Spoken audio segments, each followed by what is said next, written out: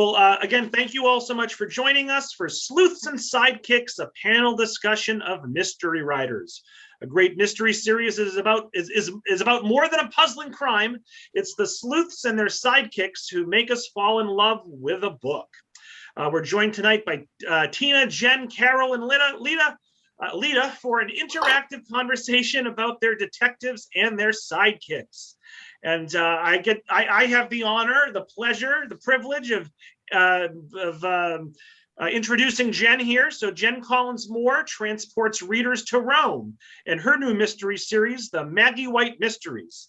The perfect blend of funny and smart, her debut novel, Murder in the Piazza, is filled with the art, history, and food of Europe's greatest city.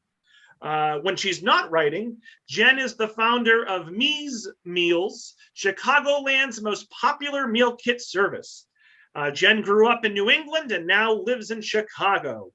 So all 50 of us or so who are watching live, let's give a big virtual round of applause to Jen, Tina, and Carol and Lida for being here. And Jen, you can take it away. Thanks so much. Fabulous, Robert. Thank you so much. And thanks to everybody at Tewksbury Library for inviting us. I am here with 3 authors, and we are so excited to talk about what makes a great mystery. And so we'll get started. First, we have Tina deBellegarde, author of Winter Witness, which is nominated for an Agatha Award for Best First Novel, a Silver Falcon Award, and a Chanticleer Mystery and Mayhem Award. Winter Witness is the first in the Batavia on Hudson mystery series, and Book 2, Dead Man's Leap, will be out in April. Reviewers have called Tina the Louise Penny of the Catskills. Tina also writes short stories and flash fiction, and she lives in Catskill, New York with her husband, Dennis, and their cat, Shelby, where they tend beehives, harvest shiitake mushrooms, and cultivate their vegetable garden. She also often travels to Japan to visit her son, Alessandro. Carol Puglio writes the acclaimed Blackwell and Watson time travel mysteries, traditional police procedurals with a seemingly impossible relationship between Depression-era cop Stephen Blackwell and 21st century journalist Olivia Watson. With their fast pace and unexpected twists and turns, the books have earned praise from readers and mystery authors alike. When not reading, Carol can be found reaching for her passport and packing her suitcase for her next travel adventure. And Lida Sideris is the author of the Southern California mystery series. Her first stint after law school was a newbie lawyer's dream, working as an entertainment attorney for a movie studio, kind of like her heroine, Cory Locke, except without the homicides. Lida was a Silver Falcon Award finalist and one of 2 national winners of the Helen McCoy Mystery Writers of America Scholarship. She lives in the northern tip of Southern California with her family, rescue dogs, and flock of uppity chickens. Her 5th book in the series will be released on February 28th. Now, this panel is all about our sleuths, and so I'd like to kick it off just by having each of you tell me a little bit about your detective and where your inspiration came from. Tina, why don't you start us off? Thank you, Jen. Yeah, my detective or my amateur sleuth, I guess I get my inspiration, I'll start with that, from the typical places we get them. You know, I always loved an amateur sleuth. I love how they can put the pieces together. Nancy Drew, Jessica Fletcher, Miss Marple, and I always really loved these smart women, and I just wanted my own smart woman. And I thought about her for a long time. My sleuth is Bianca St. Denis. And, you know, my book starts with, right off the first page, a murder of a beloved old nun is, you know, her body is found at the very beginning of the book, and the village is obviously destroyed by this. And there also have lots of tensions about other things. There's questions about bringing a casino or a condo to the area. And, you know, so you have the mystery, but the story has a lot to do as well with my sleuth. And that is sort of a fish out of water story. So Bianca moves to this small village. She retires from teaching, and she and her husband move there for him to farm and for her to write. But she finds herself unexpectedly widowed. So even before the book starts, you know, Bianca's a widow. And so she has to turn to her village and the villagers for companionship, for friendship, for help, for support. And she does that. And she befriends the local historian. They're both historians. Bianca is, that's her specialty area. And Agatha Miller is an elderly woman who's on, you know, she's bedridden. So Bianca volunteers to work with her and, you know, keep her company and read to her or whatever. But Agatha confides in her and tells a lot about her own story, but village secrets. And what Bianca finds is that a lot of this information gives her some insight into what she thinks could help the investigation of this murder, because this woman was very good friends with Agatha. So she kind of insinuates herself into this investigation, and she ends up becoming an amateur sleuth. She doesn't know she's going to be, but she does. And she kind of complicates the investigation for the sheriff. And, you know, there's a little romantic tension there besides, but she's a really good sleuth because she is a historian. She's really good at putting pieces together. She's very observant. And she's also an outsider. And I think outsiders make really good, they're really good observers, right? The community isn't so willing to look inward and see what their flaws are, or what could possibly be going on. And she has the ability to do that.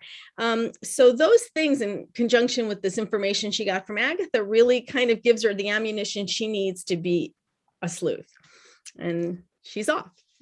That makes so much sense, because I think so many of us as mystery writers start out with the books that we love, and sometimes we get the inspiration there of what kind of hero we want for our stories. Lida, for you, was it the same way, that you wanted sort of a smart cookie solving your case, or how did you get to I love smart cookies, first of all. I want to be clear about that, but I was the inspiration for my story because I was once a 26-year-old entertainment attorney working for a movie studio. And that's exactly what my heroine, Cory Locke, is. But that's about where it ends. And she takes over in an entirely different personality because she happens to be the daughter of a well-known private investigator. And she spent weekends with her dad because her parents were divorced, shadowing him on his cases. So she picked up quite a few tips and, in fact, was instrumental in some of his very high-profile cases. So she knows how to use weapons. She knows how to break and enter. She knows the law and, you know, what it takes to keep under the radar. And she's trying in the beginning of my first book to leave her sleuthing life behind because it's something that happens to her father. But it's just it's her life in her lifeblood. And she's so passionate about it that she becomes kind of like a criminal magnet. And so in the first one in particular, she's kind of maybe blackmailed into solving a murder, and from there it takes off. Every single series chapter after that involves some sort of crime. But I enjoy so much a woman that's smart, that's talented, that has skills that I don't have, because she has a whole arsenal of weaponry that she's gotten from her father, legal and illegal, and she knows how to use them. She's a woman of action. She never just sits back and watches. She's actually the one who goes out there and do things. She loves it when there's moving parts because she likes, handling all of them. I mean, I love that she goes out there, that she's fearless, because I was very intimidated when I was a 26-year-old attorney working for the movie studio. She is not. So she's everything I wanted to be. If I was a daughter of a PI and had the stuff that she has, I would love to have been her. So it's just genuinely a lot of fun for me to write a heroine like that.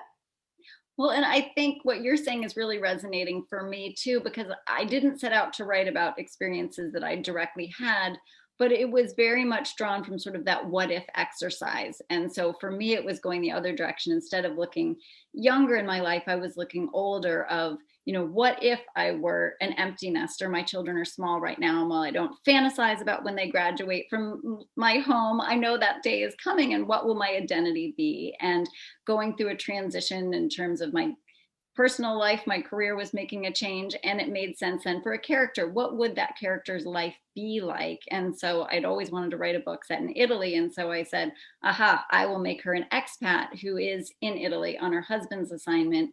Her children are out of the nest. Her job does not exist anymore. And so here's a fish out of water, like Tina was talking about, a chance to be an observer in a community, but also to explore sort of some of my own personality aspects of making it somebody who's always been very career focused and driven. But then when that identity changes, who are you? Because I think so much of what a mystery is the case, which in mine, it's an unpleasant boss who ends up dead. And my main character is very up in arms about the fact that the police don't seem to be handling it well, is on one side. And it's really a chance to explore how our character is responding to those situations. And so for me, that was really where my story came from, was what would my life be like 10 years from now if I were living in Italy and lived out some of these books that I've read. Carol, how did your characters come about? Quite differently, actually. When I was 29, I had a very strange experience. I woke up in the middle of the night and there was a man standing at my bedroom door. Obviously, I was absolutely terrified and I just froze, but he looked confused. He sort of peered in at me, then he stood up, sort of shook his head and walked through the wall. I didn't know what to make of it. I mean, I was scared. I was confused. A million and one emotions, relieved that he was gone. And this happened 4 nights in a row. So by the 4th night, I was more curious than anything. And I finally said, "Are you real?" And he never came back again. So I just tucked that away in the back of my mind. I never told anybody because I didn't want people to think I was crazy. And it just, sat there in the back, in a cupboard someplace. And over the years, I learned that Einstein had a theory that he believed there was no such thing as the past, present, or the future. He thought all time happened simultaneously. And he believed that if conditions were right, time could fold over and reveal itself. So fast forward a few decades, and I had been retired from teaching for about 5 years, and I wanted a challenge. And I thought, oh, I love mysteries. I'm going to write a mystery. And all of a sudden, that experience with that guy in the doorway popped in my head. And I thought, oh my goodness, wouldn't that be a fantastic twist on traditional mysteries? So I made him into my main character, Stephen. The guy in my doorway, strange sentence to say, looked like he belonged in the 30s. And I love the 30s for a lot of different reasons. And I thought, okay, I'll go with the 30s. And when I first thought of my character, Stephen, I felt like I knew him. It was really odd. I didn't really have to invent him. I just felt like he was very familiar. And so then, of course, he had to have a partner in crime. So I came up with Olivia. And Stephen lives and works and solves crimes in 1934. And Olivia lives in the same house in the present day, 2014. And one night time folds over and they see each other. So that's how my series begins, the inspiration of a very strange guy. I've heard you tell that story before and it gives me chills every time. I love it. Well, and you started us off, Carol, thinking about the fact that a lot of our mysteries don't just have one character in them. You have a sidekick in yours. How did you think about Olivia? What did you want her to bring to the story? Well, Olivia is a very unusual sidekick because, everybody that is involved in the investigation is pretty much dead when she lives. Stephen's in 1934, she's in 2014, and her role changes with every single book. So in the first book, in Doorway to Murder, this is when, of course, they meet and figure out what's happening, and they start doing experiments. And her role is limited or not limited by the amount of time travel that they do. So he is in the middle of trying to figure out who killed the bank president and stole a lot of money. So while he's doing that during the day, in the evening, he and Olivia are getting together. They've learned how to move back and forth in each other's time. They get together in his kitchen or her kitchen. They're talking and getting to know each other and stuff. And as Stephen reaches a point in his investigation where he can't trust anybody in his own time, so he turns to Olivia for help.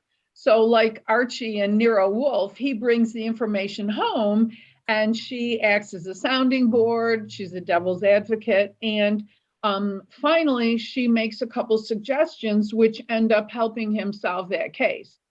So then in the next book, in Threshold of Deceit,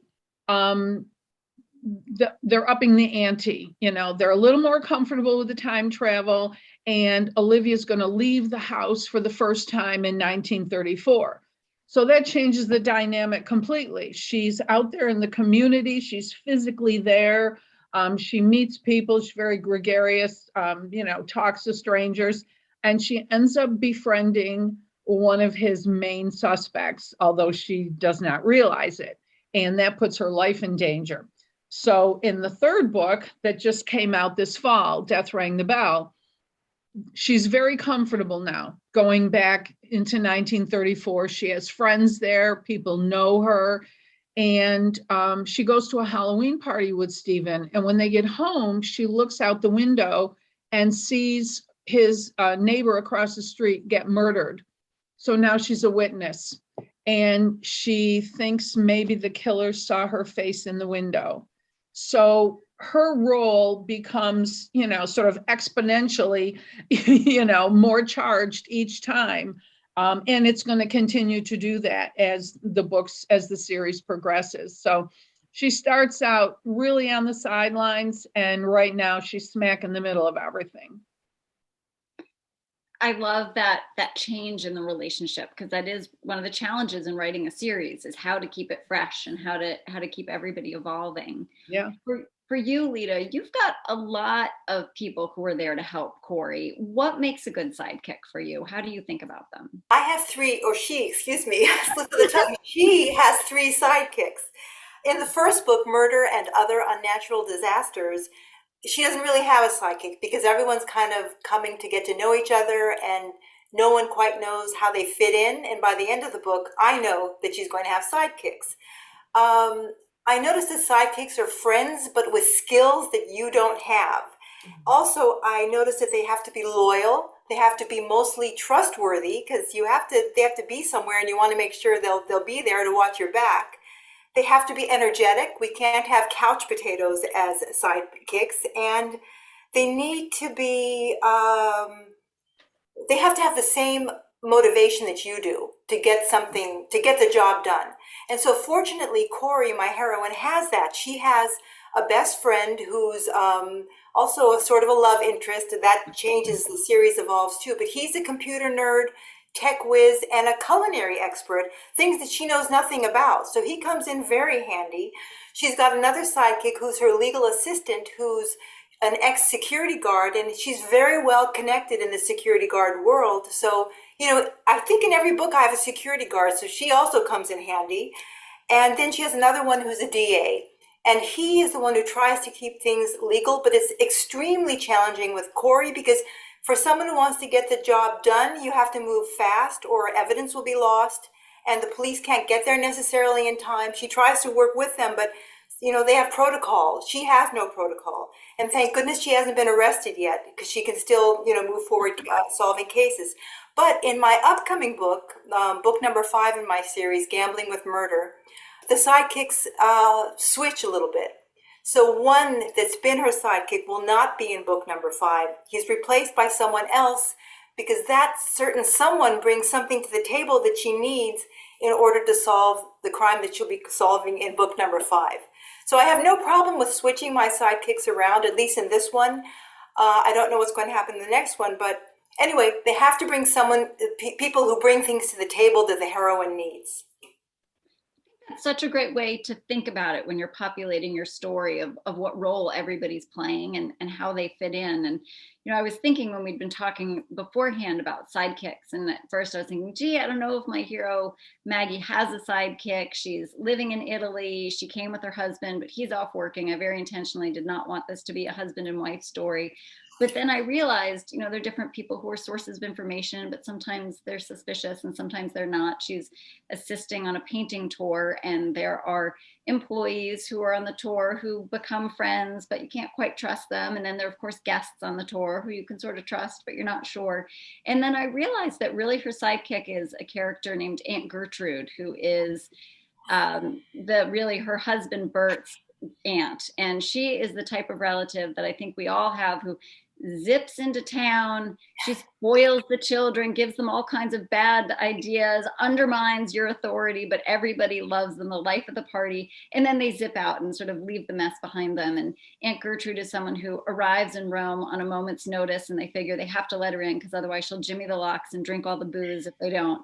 And Aunt Gertrude, who my main character, Maggie, is not sure has ever genuinely liked her, is the one person who knows her from her old life, who, when the case is getting tough, when she personally is at a low, can remind her of who she is. So she's a fish out of water, but the woman who can really ground her back in that water. So Gertrude can't pick any locks. She can't, be a whiz with the computer to figure out the aspects of the case, but she can remind the hero of her own skills. And so for me in my story, having this sort of great aunt character who can buck up Maggie when she needs it and remind her to dig deep was something that I realized I really love about her.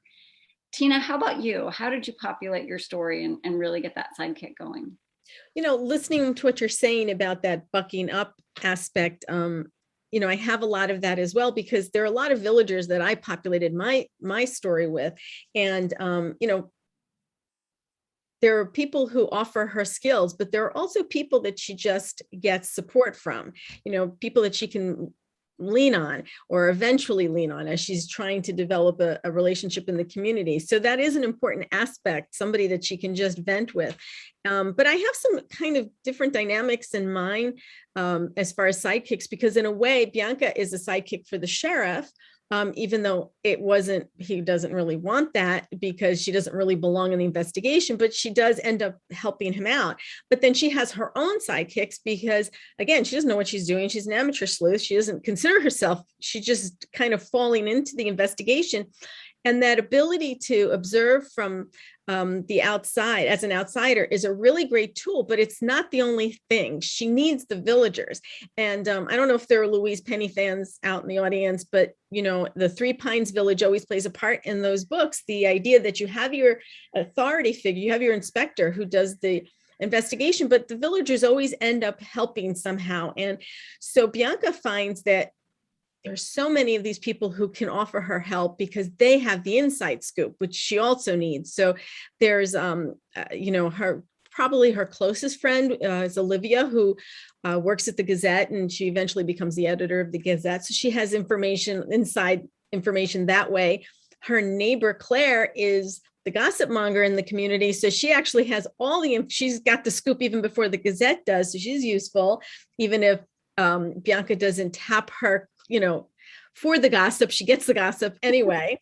And there's Lester, who's a great, he's a not so retired, nearly a centenarian, not so retired lawyer. And he owns the bait and tackle shop. He's kind of a character. He's a pet skunk. He's quite the character, but he's 100 years old coming in the spring of the next book. And just by dint of age, he knows more about the village pretty much than anyone.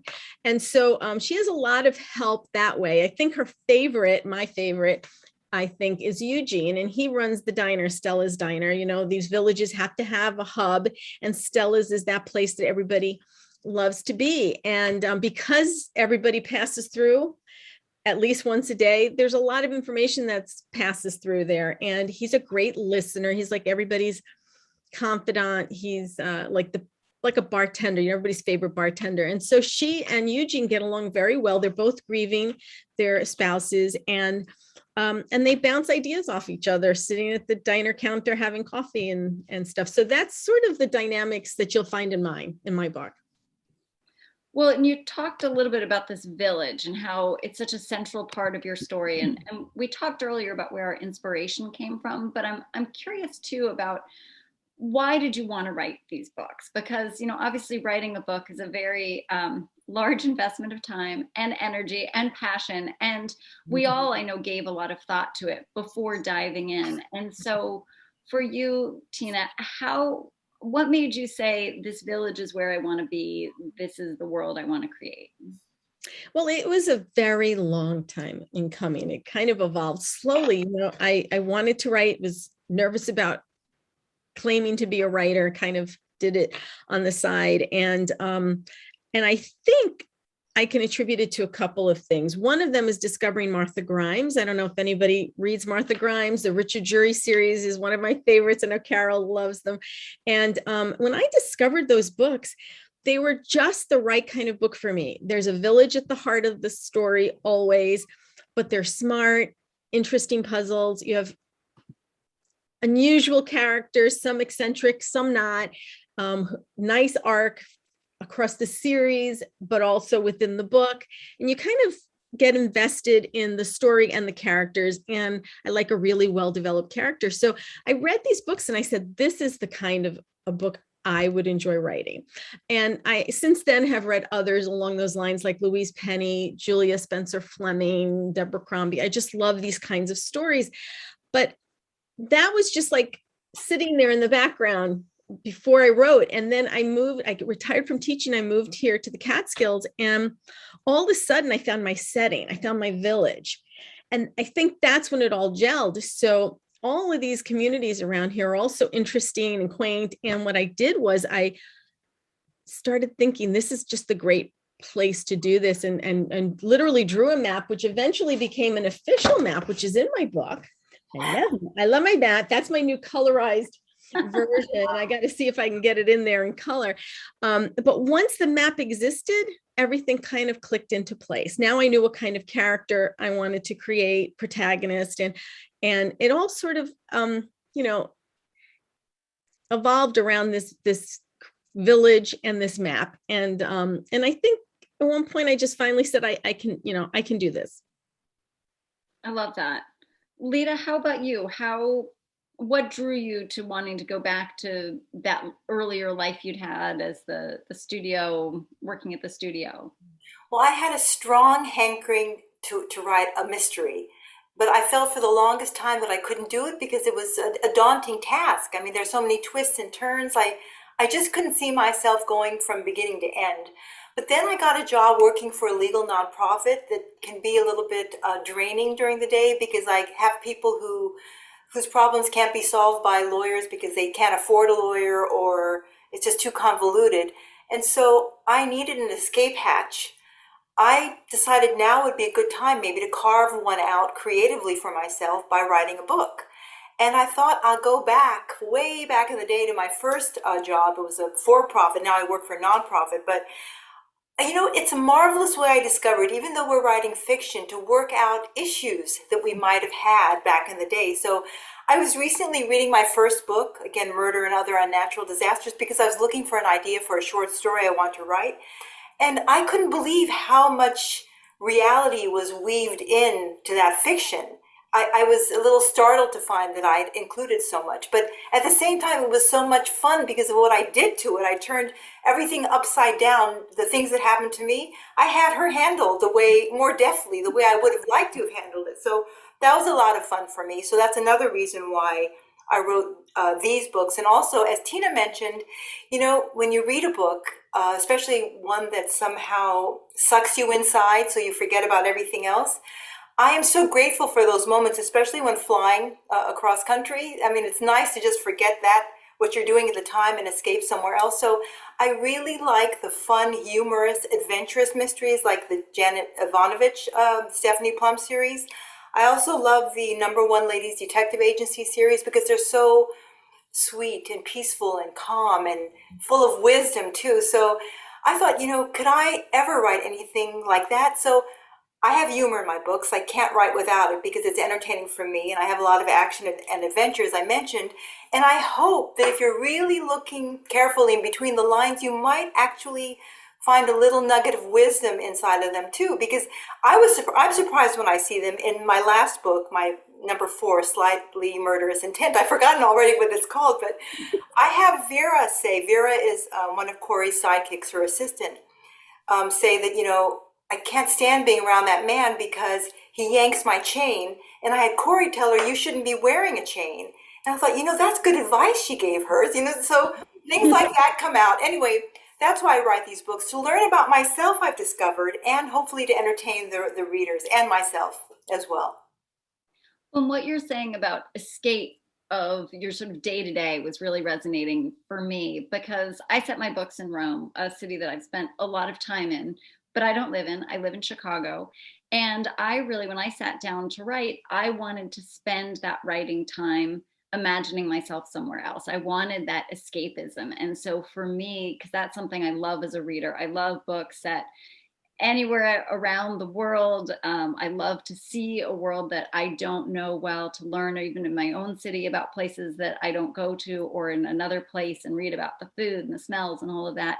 And so I wanted that escape as a writer. And so for me, there was such pleasure in thinking back to all the time I've spent in Rome, and what did the streets feel like under my feet? What does it sound like? What does it smell like? What is that food like? And being able to bring that to life. And so I very intentionally set my books in sort of a tourist mindset, that Maggie is an expat who's newly arrived in Rome, and she's working for a company that is offering tours for visiting Americans and Brits. So that way I was able to sort of put the tourist lens on the city, which is a lot of the places that, you know, I know well and can bring to life for people who either maybe, you know, can't travel right now, or thinking back on a trip, or, you know, getting that armchair travel experience. That's something that for me, I love. And so that ability of books to transport both the reader and the writer for me is just a source of pleasure. And that's when I was thinking about what I wanted to do, where I was diving in. Carol, we talked about how you sort of worked through the time travel aspect of your books, but in terms of writing a historical, was that sort of part of your original intention? Yes and no. When I started, I was in my early 60s, and I did not plan on a third career. But I had written a couple of articles for Victoria magazine. And the first time I sat down to write that first piece, I just felt this sense of contentment just wash over me. And I thought, that is what I want to do for the rest of my life. It felt like there was no other place I'd rather be than sitting at my computer, just typing away. So that was kind of the, instigation, I guess. I love Agatha Christie. I love the golden age of mystery, the 1930s.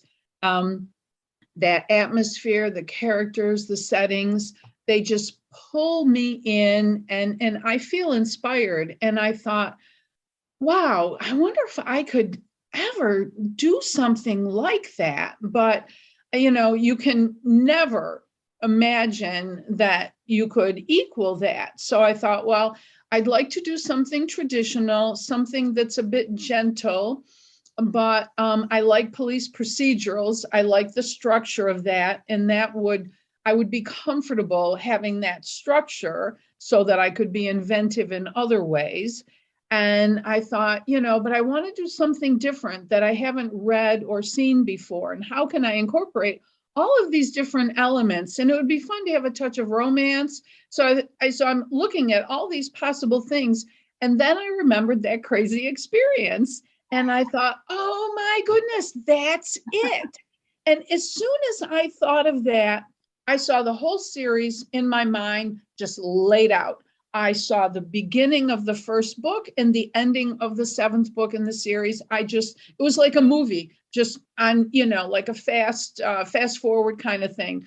So that was really exciting. And I chose the 2 years, 1934, because that's where I wanted to spend my time, even though the series takes place in upstate New York.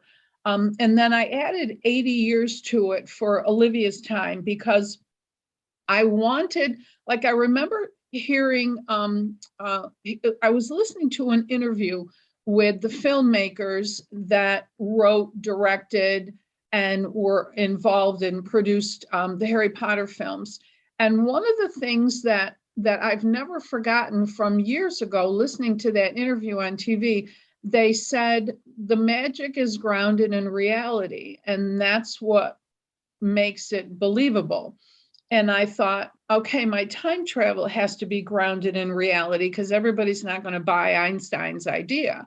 And I thought, if I had characters that were living in both times, that's credible. Somebody who's a child or a teenager in Stephen's time, who's an elderly person in Olivia's time. So that's how I got started. And I have to say, I mean, I just loved every second of it. Well, and that is a great transition to craft. We've had a couple questions come in for the Q&A about craft, which we'll talk about. And if people have questions, please put them into the Q&A. But I want to just talk very briefly about process before we get to those and how we all write. Lida, how do you approach your first draft? Well, it was my first book in particular. I write by the seat of my pants. I had no idea what I was doing. I just went forward. No outline, no notes, no compass, no flashlight. I just went for it. I didn't know what was going to happen next, and I figured if I didn't know, and I was surprised, my reader would be too. And particularly in the first book, I had no idea who did it. And when I got to the last few chapters and I found out who it was, I thought, you're kidding me. I had no clue. So anyway, I had a lot of fun doing it that way. But, you know, as the series progresses, it gets a little bit more complex because then there is backstory you have to keep track of. So I started doing it a little bit differently. I still wrote the first draft by the seat of my pants, but I went back and summarized every chapter so I could keep track, so I could organize, so I could arrange and rearrange and see where to put in backstory, because you can't put it all, you can't front load it, right? You want to sprinkle it throughout. Anyway, so that's how I did books 2 and 3. And I also have a tendency, I noticed, to go back and put in a whole new first chapter. I didn't do it with my third book, Murder, Double or Nothing, because that first chapter really worked for me. There was action right away. But with my last book, Slightly Murderous Intent, I noticed that one of my readers said that, you know, it's good, your first chapter, but nothing happens. And I knew that she was right. So I went back and inserted a whole new chapter with something happening. And I did that with my upcoming book too. I put in a whole new chapter, which I'm so glad I did, because now it's more exciting for me as well. But I think Carol will be particularly proud of me, because for book number 6, I have an outline. So only because something happened that I wanted to turn into my fictional book. So I wrote that all down and kind of switched things around, but that now I know exactly what's going to happen. So we'll see how that goes. So it's, I guess, it changes, and you change as you go along to what works best for you. Well, and for sure, as we're all learning as writers, things start to become instinctual, that at first, you know, it might require a lot of planning and then it comes through. And I just want to clarify, because I'm guessing not everyone would know this, that when you said a reader said the first chapter was a little dull, that I'm guessing that was a beta reader who read it before. Yes, it was a beta reader. Okay, so before it was out in the world, when you had the opportunity to make changes, I think lots of us share our works in progress with a few select readers who give us feedback. Carol, you and I have talked about your process before. Obviously, Lida hinted at this as well, that you, I do not think, are a seat of your pants writer. No, not for the first half, at least. I actually don't write anything for a long time. I mostly just sort of walk around my life and think about it. I have my characters first, then I create a story that's going to wrap around them. And usually while I'm finishing the previous book, I'm thinking about the next one. You know, how do I want to start it? When should it start? What's the trajectory, you know, development of the characters? Where's my action going to sprinkle in? You know, all those kinds of things. And yes, I'm a big outliner, so I'll outline in meticulous detail, like the first half of it. I write up my character dossiers. I have dossiers on every single one, their background, their greatest fear, their innermost desires, and then, you know, interests and family and all that too. So once I have everything clear in my head, I sit down, I do a rough draft. I'm constantly going back and tweaking things. Then I let it sit for a couple of weeks and do something else. I go back to it, redo it, read it, and, you know, rewrite it again. And then I start listening to other people. I read it out loud to one of my friends, and that's really good because I hear things that I don't see when I'm reading it. And she gives feedback, what she finds confusing, what she wants to see more of or less of. So I go write it again. Then I give it to my 4 beta readers and my cop. I need a cop to read it. And luckily, John is also a historian, so he keeps me straight and accurate, for the 1930s. So they read it a couple times, give me copious notes. And I look at their notes and I decide which suggestions I'm going to take and which ones I don't want to take. If 2 people say the same thing, I definitely look at whatever that issue is. So I rewrite it 5 more times, each time with only one person's notes. And, because when you change one thing, you have that domino effect. You've got to change all kinds of stuff. So then I write it one more time with my notes, which, I have piles all over the place. You're falling asleep at night and you think of a conversation. Oh, you got to write it down. So I do all that. I put my layers in. I make sure, like you were saying earlier, Jen, I have enough sights and sounds and smells so people can feel, like they're there. And then make sure the plot's nice and tight and send it off to my editor. So a lot of rewriting. For sure. That is definitely a part, I think, with everybody's process. And, I hope to get to the point where the outline really works for me. I found that I'm a little bit in the middle of you guys, that I write an outline and I'm very careful to make sure I've got the turning points and this is, act 1 and act 3. And, I really think through those beats and I write it. And at least for the first 2 books, I found then that I read what I've written and say, well, that doesn't work. And I put it to the side and I write it all over again. Instead of just changing sentences here and there, it's like I have multiple first drafts, which I do not think is the right way to do it. On the first book, I thought, oh, it's my first book. That's just what I'm learning.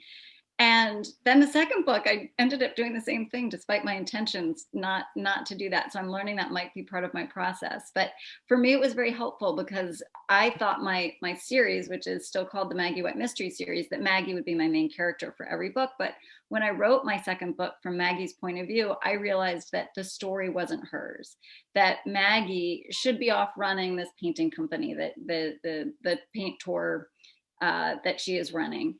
And that really there was another character in this world that I wanted to take and really follow, that I love the Tana French books and the way the Dublin Murder Squad takes someone who is a secondary character and then follows their journey. Because I think exploring everyone's backstories is something that I love, and that every character for me is so vivid, and everyone, of course, we're all the hero of our own stories, and so our books are populated with all these heroes in the making. And that after I followed my outline and wrote the book, I said, but it's not Maggie's journey, she's not the one. And so my second book is about Maggie's sort of friend, not friend, who gets embroiled in her own murder, and she's dealing with other issues living in Italy, and she's been there longer, so she has different experiences, and that's something that's given me a lot of pleasure. But I'm really struggling with that writing process of making it a little more efficient.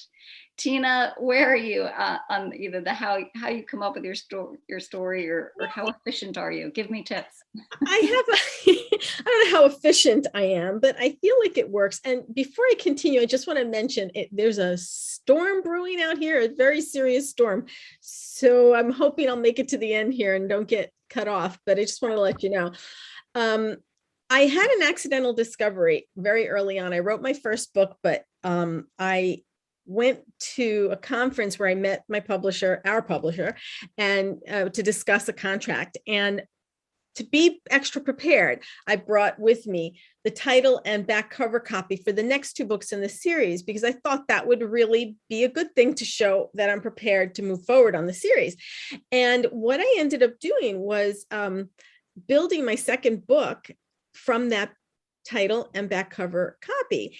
And the process wasn't in the long run that different from my first book, but I realized that by doing that part first, having a whole story summarized in a couple of paragraphs was a really good way to kind of back myself out. And so I fleshed out that blurb a little bit more, and then I started outlining. I made a very, simple outline, and then I revisited the outline and fleshed out each section a little bit, went back to the outline, fleshed each section out a little bit more. I did that, and each time it incrementally grew so that there were enough details for me to see that that was a full-fledged story. And that worked really, really well for me. And I did this with the first book as well. Then I go to my whiteboard and I graph out my story arc and make sure I have exactly what I need there. And then it's so elementary, but it works. And then I line up all my Post-it notes, and I have every scene on a Post-it note all across my whiteboard. And sometimes it's a sentence, sometimes it's a paragraph. And then I pluck the first one off and start writing, the first scene, and pluck the second one off and write the next scene, put it back on with a check and move on. Sometimes I skip around and, then I'll look at the board and see where my holes are and pick one that hasn't been checked and write that scene. But I already know where it's going to go.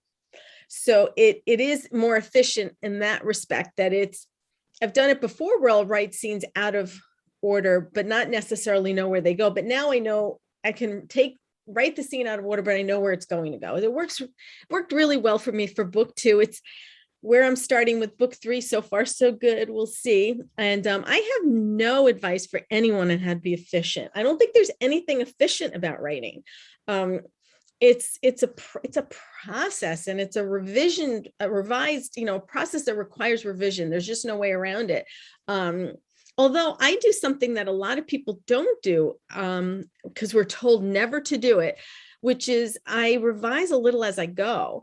And I right. And I can't help myself. People say, just put the words down. So I'm slow at getting the whole thing down, but I feel very good about what I have down. And it's sort of like I kind of neaten it up and clarify it, flesh it out, and feel good about it before I move on. And it's a little slow going, but I really feel comfortable with it. So I'm not ready to give that up. But they really say we shouldn't do that. I do the exact same thing, Tina. I never knew you shouldn't, but I don't care either. They always tell I do the same thing, Tina. I edit it, I go along. And I like it that way because it keeps me, it kind of keeps you in line. You can't get too far out of whack, I guess, is how I feel about it. It's like cleaning my house, like I can't let it get too far out of control before I. Well, and I think it's all about avoiding the danger of letting the words become so precious that you're not willing to cut them later. Right. Yeah. That's always sort of the theme. But I had a great piece of writing advice when I was in a class, which is all writing you do is practice. And so whether you use it, whether it makes it into the manuscript or not, you're improving your craft by having put those words on the page. So I think that makes a lot of sense. I agree. And one of the things too, it sounded maybe like I was super organized, but when I hit the halfway point, I don't have an outline, and I just let the characters kind of take me to the end. And for all 3 books so far, the person that I thought originally was going to be the killer was not. And I was wonderfully surprised at the end. I was like, oh, it was you. So, I start out super organized and then just let it fly. And that is so much fun. Well, that's a great lead in. We have about 10 minutes left and some questions that I want to make sure we get to. And so one of the questions that came in is, what part of the writing process do you enjoy the most? And so I will ask you, Carol, and we'll sort of treat these as sort of mini speed round answers. Okay. The second part, I like that. And the other part is when I go back and layer in more details, historical details. I always add something cultural, music or art or something. The editing, going back and editing, that's my favorite. Lida, how about you? I love when the first draft is done because that is dreadfully difficult. I love that part. And then like Carol, I love to go back. Editing's fun because once you got it down, editing's a piece of cake. But that first draft is terrible. How about you, Tina? Are you in the same camp? I have to agree that the first draft is the hardest and editing is the most fun in that respect. I also really love the brainstorming. I do a lot of my own brainstorming. I also brainstorm with my son over the phone, and we have fun doing that. But I do it longhand on a legal pad, all my brainstorming. And the more I write, the more the ideas come and all the pieces start fitting. And that's a ton of fun. And that's where I can go to that outline once I have, done that brainstorming. So I love that part. I would say for me, I love the revision part before I'm actually moving the pieces, when I'm planning what I'm going to move, because at that point the book can still be anything. So I've got the first draft written and it's that thought of, ooh, make it more tense here, but I don't actually have to make it tense. I'm giving the orders to my future self to execute. So I love that portion. Next question was, how do you balance your main character's backstory so that it doesn't overwhelm the plot? Because I think we all talked in the beginning about our characters and there's a lot there, but obviously we have to be careful not to put all that information into the first paragraph. And so for me, how I handle that is I really try to only include the backstory when the reader needs to know it.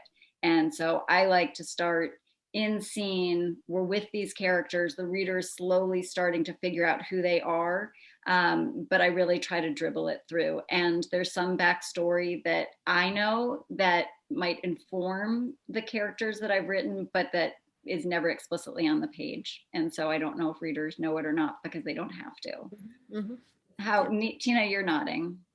No, I agree with you. There's a lot of, because I have a Bible, like Carol said, she has for everything about my characters. So there's a lot of backstory that never makes it on the page, just so you understand who that character is.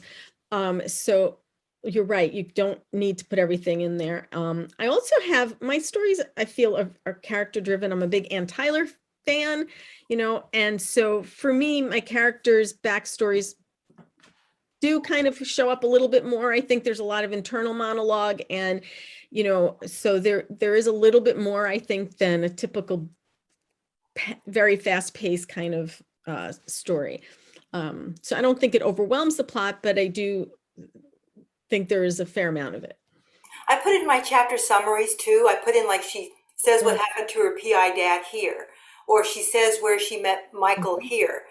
So I know that I've already said this, like in chapter 2, not again in chapter 7, because I will repeat myself. So I always make notes of where the backstory go after my first draft, so I can, say only what I need to say.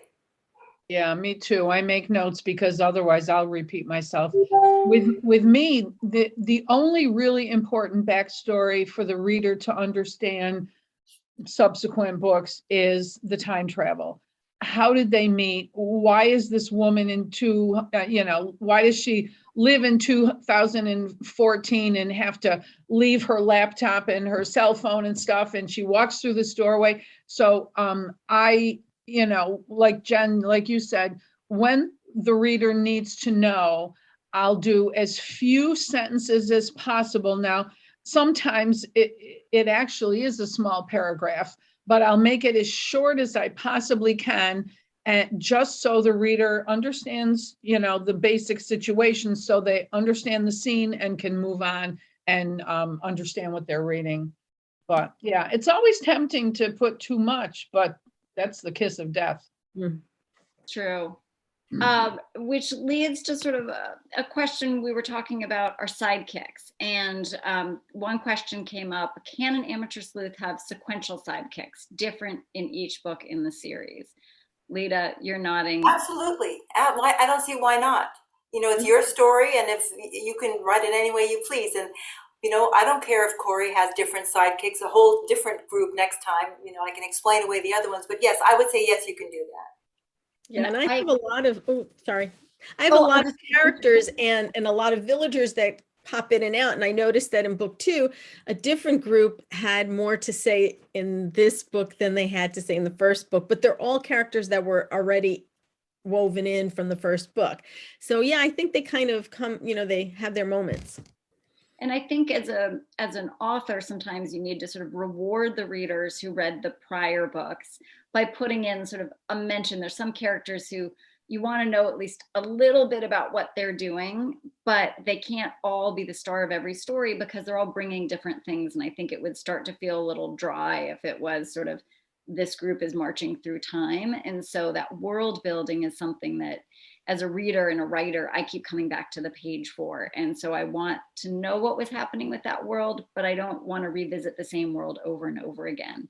And for me, particularly in the second book, where it's a different main character, but she's in the same overlapping social orbit, I've got some of the same people, but then other people, it's like, just doesn't fit. I wrote Aunt Gertrude into this book and I said, she doesn't fit. She's not Faye's guide. Faye needs a different mentor for this story.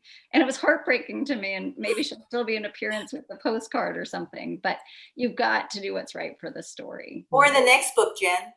Maybe she'll become book 3. Gertrude, I do have those back of the page blurbs that Tina does for the next book, and Gertrude is the star of one. So she will be back and she'll get her own point of view, which I think will be even better than being a sidekick, because again, we're all the story of our own, or the hero of our own stories. Another question was, could you explain your writing schedules? Carol, what's your schedule like?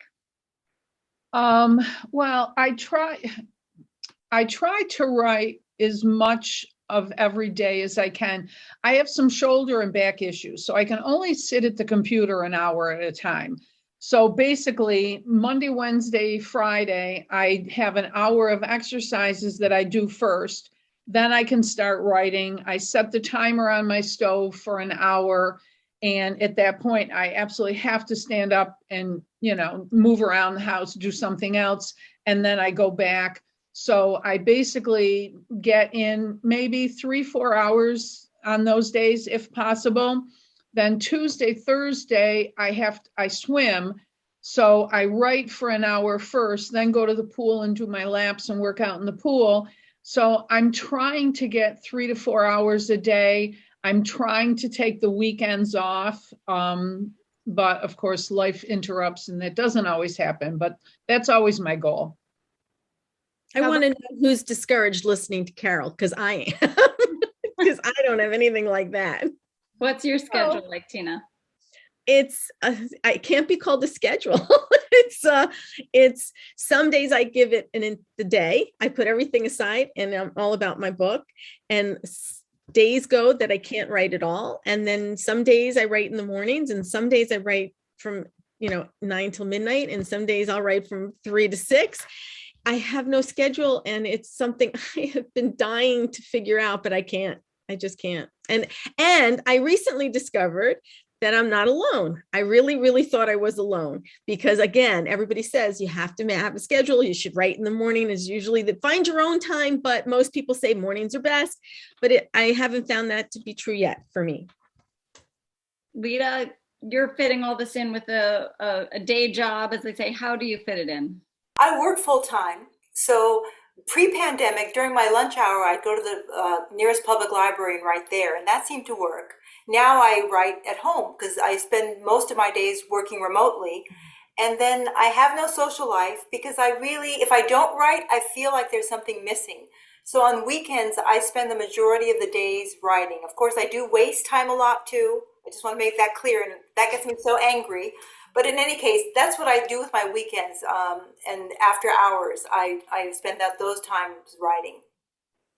And I'll say I go in phases. If I'm in sort of an active drafting phase, I will give myself a daily goal, and it might be a chapter a day or something like that. And I will make sure I get that in, whether it means getting up early or doing it before I go to bed.